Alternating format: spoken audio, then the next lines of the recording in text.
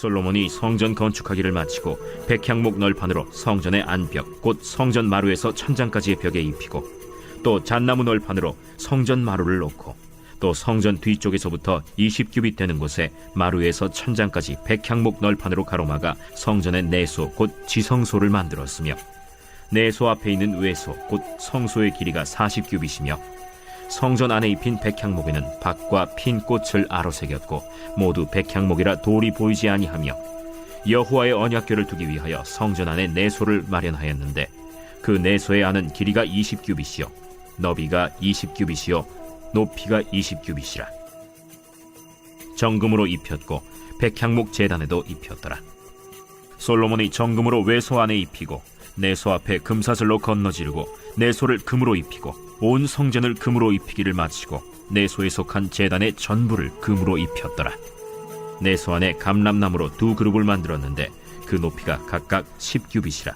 한 그룹의 이쪽 날개도 5규빗이요 저쪽 날개도 5규빗이니 이쪽 날개 끝으로부터 저쪽 날개 끝까지 10규빗이며 다른 그룹도 10규빗이니 그 두 그룹은 같은 크기와 같은 모양이요 이 그룹의 높이가 10규빗이요 저 그룹도 같았더라.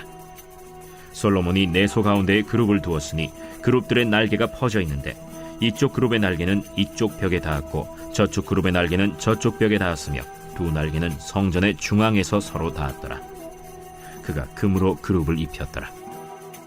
내외소 사방벽에는 모두 그룹들과 종려와 핀꽃 형상을 아로새겼고 내외 성전 마루에는 금으로 입혔으며 내소에 들어가는 곳에는 감람나무로 문을 만들었는데 그 문인방과 문설주는 벽의 5분의 1이요 감람나무로 만든 그 두 문짝에 그룹과 종려와 핀꽃을 아로새기고 금으로 입히되 곧 그룹들과 종려에 금으로 입혔더라.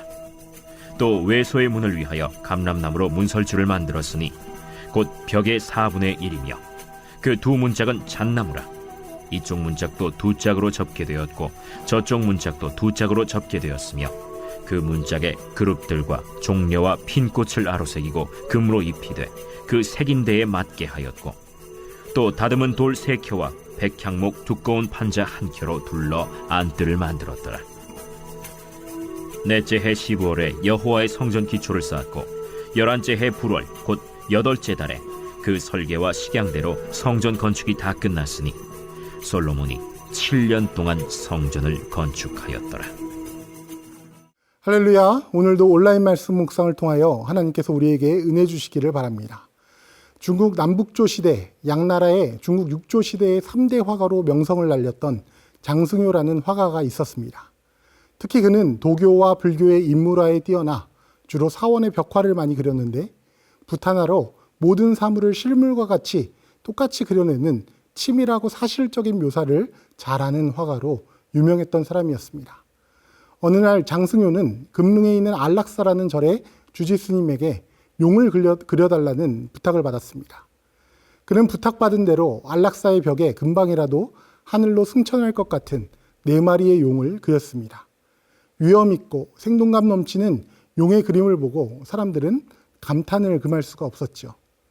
그런데 장승효가 그린 용의 그림에서 한 가지 특이한 점이 있었는데 4마리의 용 모두 눈에 눈동자가 그려져 있지 않다는 점이었습니다.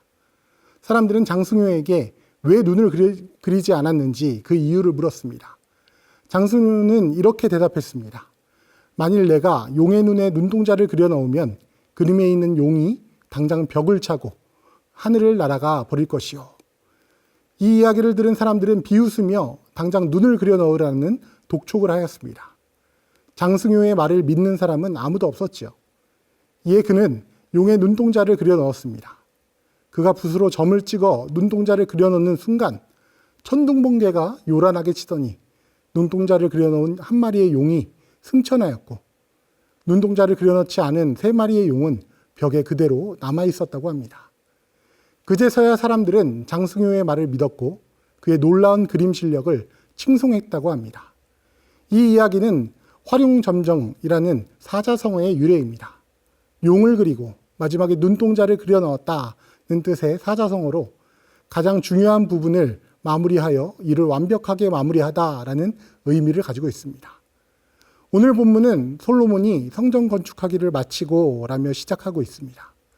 여러분, 건축을 마치면 무엇을 해야 합니까? 건축의 활용 점정은 바로 인테리어입니다. 인테리어는 건축물의 내부를 아름답고 편안하게 꾸미는 일입니다. 그곳에 사는 사람에게 제일 중요한 것은 건물의 외관보다 인테리어일 것입니다. 솔로몬은 성전의 내부를 어떻게 인테리어하고 있습니까? 오늘 본문 15절에서 22절까지의 말씀을 살펴보겠습니다.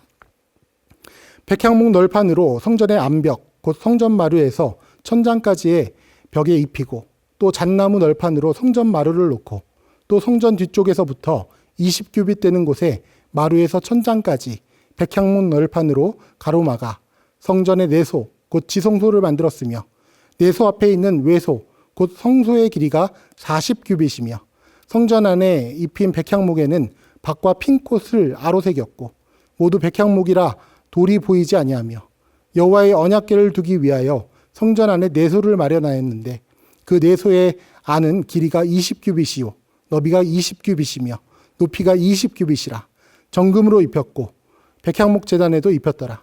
솔로몬이 정금으로 외소 안에 입히고, 내소 앞에 금사슬로 건너지르고, 내소를 금으로 입히고, 온 성전을 금으로 입히기를 마치고, 내소에 속한 제단의 전부를 금으로 입혔더라.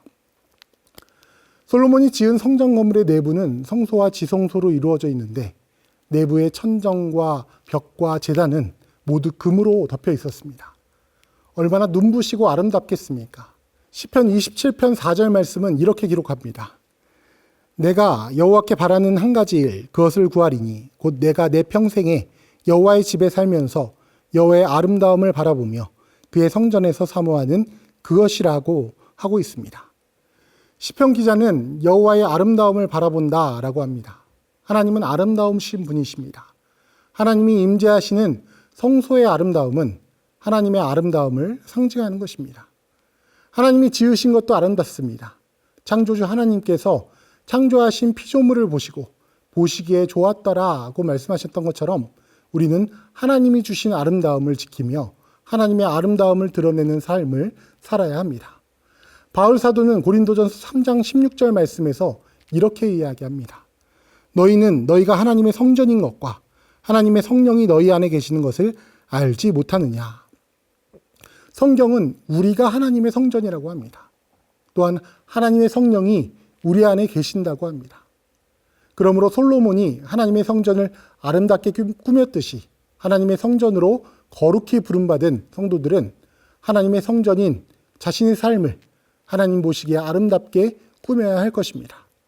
또한 우리의 삶의 모든 것은 하나님의 아름다움을 드러낼 수 있는 도구로 사용되어져야 할 것입니다. 건축의 활용 점정인 인테리어를 맡기는 일은 매우 중요합니다. 누구에게 맡기느냐에 따라 우리의 삶이 매우 행복할 수도 매우 불행할 수도 있습니다. 그렇다면 하나님의 성전인 성도의 몸, 우리의 인생을 인테리어한다면 누구에게 맡겨야 하겠습니까? 시편 127편 1절 말씀은 이렇게 이야기합니다. 여호와께서 집을 세우지 아니하시면 세우는 자의 수고가 헛되며, 하나님께서 우리 인생을 세우지 아니하시면 우리 인생이 헛되다라는 것입니다. 그렇다면 하나님의 성전으로 지음받기 위해 우리에게 필요한 것은 무엇입니까? 오늘 보면 37절에서 38절 말씀입니다. 넷째 해 15월에 여호와의 성전 기초를 쌓았고 11째에 불월 곧 8째 달에 그 설계와 식양대로 성전 건축이 다 끝났으니 솔로몬이 7년 동안 성전을 건축하였더라. 그 설계와 식양대로라고 합니다. 솔로몬은 성전 건축의 모든 것을 하나님의 뜻과 지시를 따라 건축하였습니다. 자신의 생각대로 하지 않고 하나님의 말씀을 따라 건축하였습니다. 우리 믿음의 활용 점정, 우리 인생의 활용 점정은 무엇일까요? 하나님이 주신 아름다움을 완성하는 일, 하나님이 기뻐하시는 것은 바로 순종입니다. 믿고 순종할 때 우리 인생 가운데 들어와 우리 삶을 도우시고 우리 삶 가운데 역사하시는 하나님의 은혜를 경험하시게 될 것입니다. 오늘의 1일 1선입니다. 밝은 표정과 긍정적인 말로 이웃들을 만나며 하나님의 아름다움을 증거하는 삶을 사는 하루 되시기를 바랍니다. 기도하겠습니다. 우리를 아름답게 지으신 하나님 아버지, 하나님의 전인 성도의 인생 가운데 동행하여 주시고 하나님의 말씀에 순종하여 하나님 보시기 좋았던 세상을 회복하는 주의 자녀 되게 하여 주시옵소서. 예수 그리스도의 이름으로 기도드립니다. 아멘.